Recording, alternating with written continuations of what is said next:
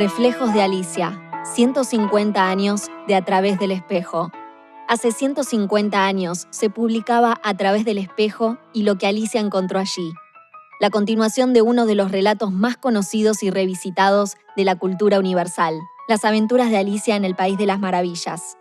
Desde entonces, lectores de todas las edades han encontrado motivos para seguir a Alicia por la madriguera del conejo blanco y entrar en el universo creado por Lewis Carroll. Un universo de símbolos, metáforas, juegos de palabras y personajes inolvidables que sigue inspirando a generaciones de académicos, artistas e investigadores de todas partes del mundo. Más de 100 volúmenes y ediciones de los libros pueblan los subsuelos de la Biblioteca Nacional, que nos invita a atravesar el espejo y recorrer los reflejos del mundo carroliano.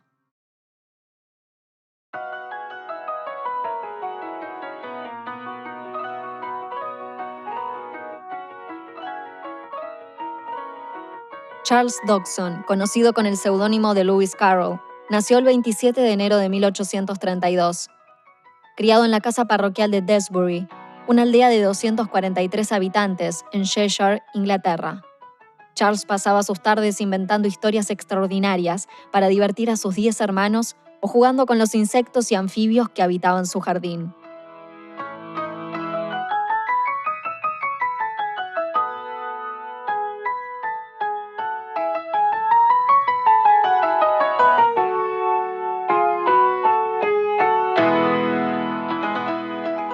En su adolescencia editó Mishmash y The Rectory Umbrella, dos revistas de su autoría que publicaba para toda su familia.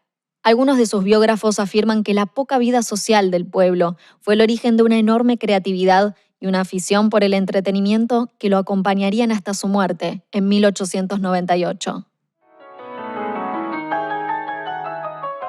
Su vida adulta transcurrió en el Christ Church College, en la Universidad de Oxford, donde se desempeñaba como matemático y reverendo.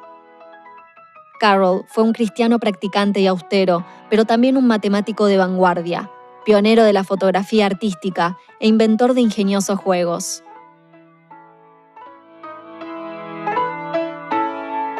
Aunque nunca se casó ni tuvo hijos, Dodgson disfrutaba mucho de la compañía de los niños. Pasaba largas horas cuidando a los hijos de sus amigos y compañeros y llegó a convertirse en un reconocido fotógrafo de niños muy estimado por las familias de Oxford. En una época en que la fotografía era todavía una novedad, las fotos artísticas de niños eran una moda extendida entre las clases medias y altas de Inglaterra.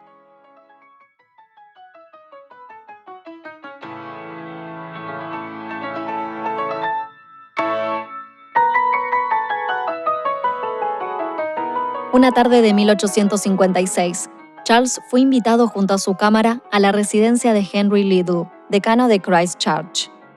Allí, fotografió a sus 4 hijos, Harry, Edith, Lorena y Alice.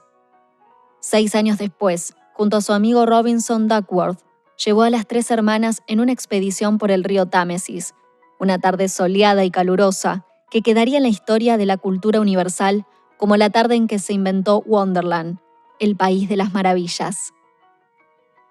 La entrada en su diario correspondiente al 4 de julio de 1862 dice: Duckworth y yo hicimos una expedición río arriba, a Godstow, con las 3 Liddell.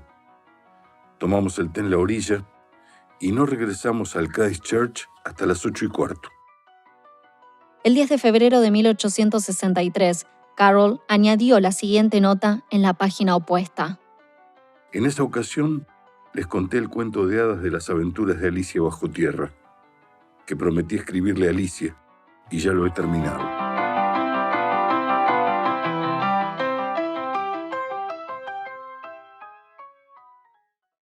En noviembre de 1864, Carroll entregó a la joven Alice Liddell un manuscrito editado e ilustrado por él mismo, Las aventuras de Alicia bajo tierra. Según una carta que escribió a su amigo Tom Taylor el 10 de junio de 1864, Carroll tuvo algunas ideas a la hora de elegir un título para su libro. Primero pensé en Las aventuras de Alicia bajo tierra, pero eso me sonaba mucho a un libro de lecciones sobre minería. Luego pensé en La hora dorada de Alicia, pero lo abandoné con la oscura sospecha de que ya existe un libro llamado Las Horas Doradas de Lily. Aquí están los otros nombres en que pensé. Alicia entre los elfos, Alicia entre los goblins, las andanzas de Alicia en el País de las Maravillas, las horas de Alicia en el País de los elfos, las aventuras de Alicia en el País de las Maravillas. De todos ellos, en este momento prefiero Alicia en el País de las Maravillas. A lo mejor tú puedes sugerir un nombre mejor que cualquiera de estos.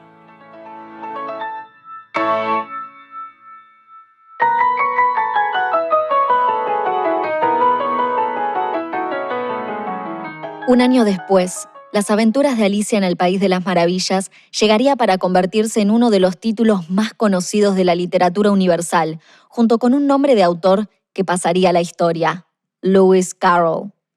A través del espejo y lo que Alicia encontró allí, fue escrita como continuación y publicada en 1871. La amplitud de significados que despliegan sus metáforas, los ingeniosos juegos de palabras que pueblan los diálogos y las afiladas reflexiones sobre el lenguaje los han vuelto populares y casi anacrónicos. Sin embargo, se trata de dos relatos con un fuerte anclaje coyuntural. Los libros de Carroll fueron muy críticos de su época. La Inglaterra victoriana, caracterizada por una especial relación entre el mundo de las apariencias y el universo de la razón, es constantemente satirizada. Alicia, una niña educada y correcta, alecciona a los personajes del País de las Maravillas acerca de los modales y los modos correctos de hacer las cosas.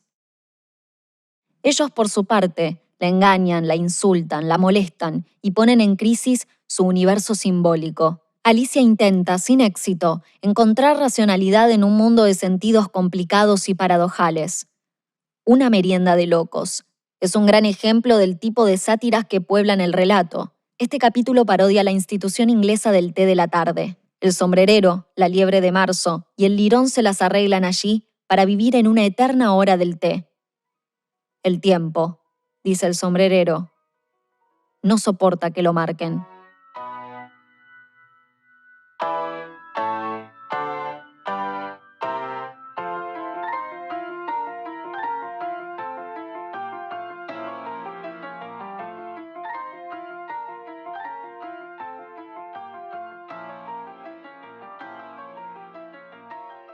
Otro de los puntos fundamentales que hacen a estos relatos tiene que ver con el lenguaje y la significación.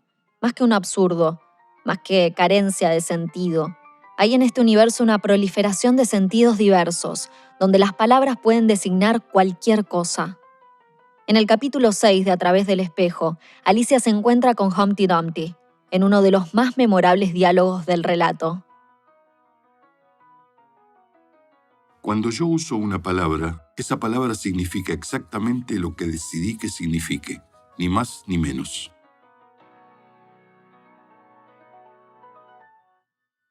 La cuestión es, si usted puede hacer que las palabras signifiquen tantas cosas distintas. La cuestión es saber quién es el amo aquí. Eso es todo.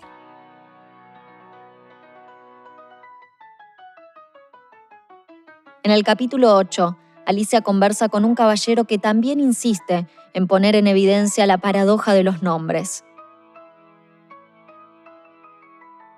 El nombre de la canción es llamado Ojos de Bacalao. Oh, ¿ese es el nombre de la canción? No, no entiendes. Así es llamado el nombre. El nombre real es el hombre viejo viejo. Entonces yo debería haber dicho, así es llamada la canción.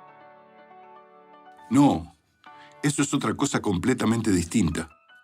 La canción es llamada Caminos y Medio, pero esa es solo la forma en que es llamada, ¿comprendes? Bueno, ¿qué es la canción entonces? A eso estaba llegando. La canción realmente es sentado en una tranquera, y yo mismo inventé la música.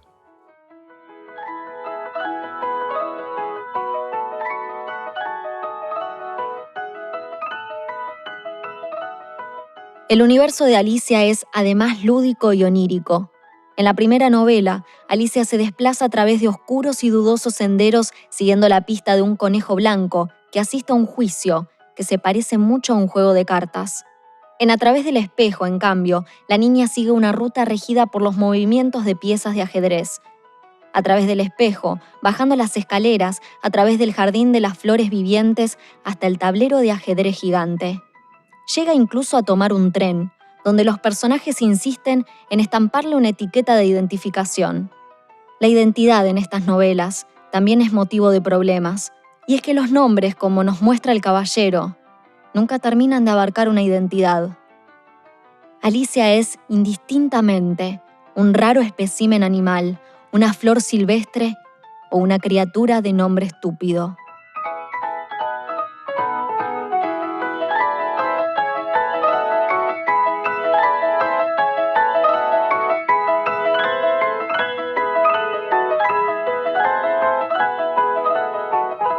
Las aventuras carrolianas empiezan cuando, aburrida de estar sentada junto a su hermana a la orilla del río y de no tener nada que hacer, Alicia intenta entretenerse con un libro.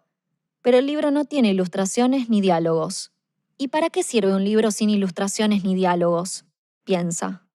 La cuestión de las ilustraciones en los libros se presenta como disparador del relato, y no es casual. Los dibujos serán fundamentales desde la primera versión manuscrita, ilustrada por el propio Carroll en tinta.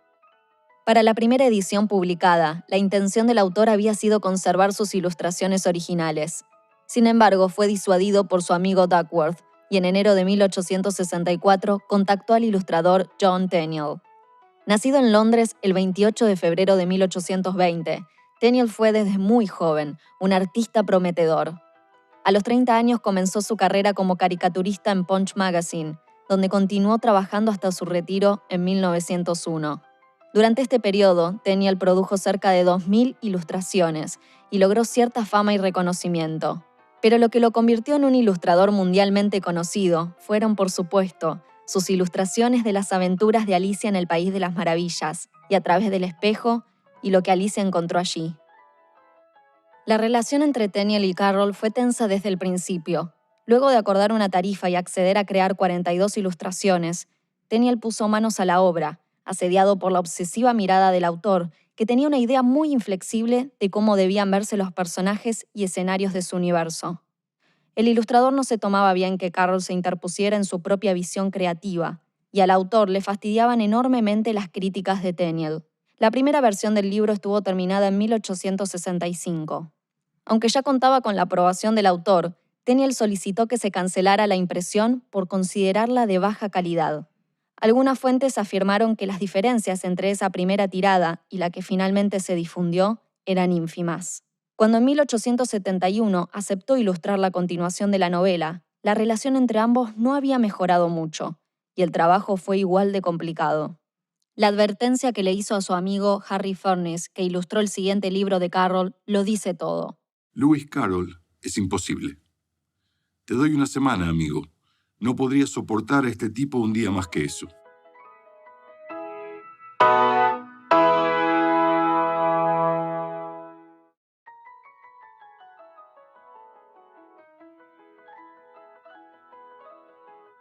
A principios del siglo XX, los libros de Lewis Carroll ya eran un clásico de la literatura universal. Las ediciones y las ilustraciones se multiplicaron desde que la obra pasó a dominio público en 1907. Solo en ese año se publicaron 8 ediciones, entre ellas las ilustradas por Arthur Ruckman y Bessie Pease Gutman, las primeras a color. La lista de artistas que han ilustrado los libros de Alicia es larga. En 1908, Harry Furniss ilustró la primera edición crítica, anotada por los académicos Selwyn Goodacre y Edward Wakeling. En 1946, Mervyn Peake hizo una memorable serie de ilustraciones para la edición sueca. En 1967, Ralph Steadman llevó a los personajes de Carroll al mundo de su época en una original versión en blanco y negro. En 1969, el mismísimo Salvador Dalí pintó su propia versión surrealista del universo carrolliano.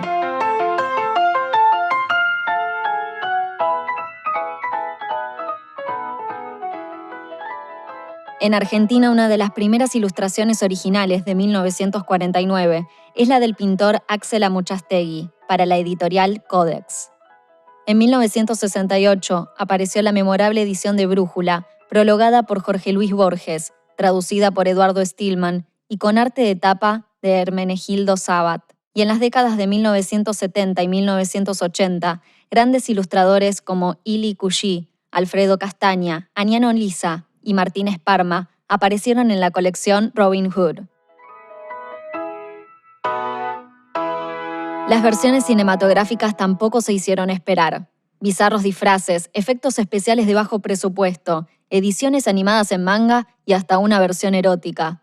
Los libros de Alicia han tenido más de 50 adaptaciones cinematográficas y televisivas. Llevado al cine por primera vez en 1903, bajo la dirección de Cecil Hepworth y de Percy Stowe, el relato fue intervenido de manera diferente en las sucesivas versiones, aunque en casi todas se observa la combinación de las dos novelas en un único relato. La versión argentina de 1976, dirigida por el artista plástico Eduardo Plá, intentaba originalmente presentar una parodia con referencias al clima de opresión y miedo reinante en el país durante los tiempos previos al golpe de Estado de 1976. Realizada con muy bajo presupuesto, la película introduce una estética psicodélica con tintes locales. Desde su primera publicación, el relato ha sido transformado, anotado, estudiado e intervenido por generaciones de lectores, artistas, músicos e investigadores, circulado por librerías, escuelas, universidades y bibliotecas, traducido, reversionado y adaptado a diversos idiomas y culturas. La obra de Carroll ha trascendido el mero legado literario para transformarse en una usina de significados que no han dejado de expandirse desde 1865.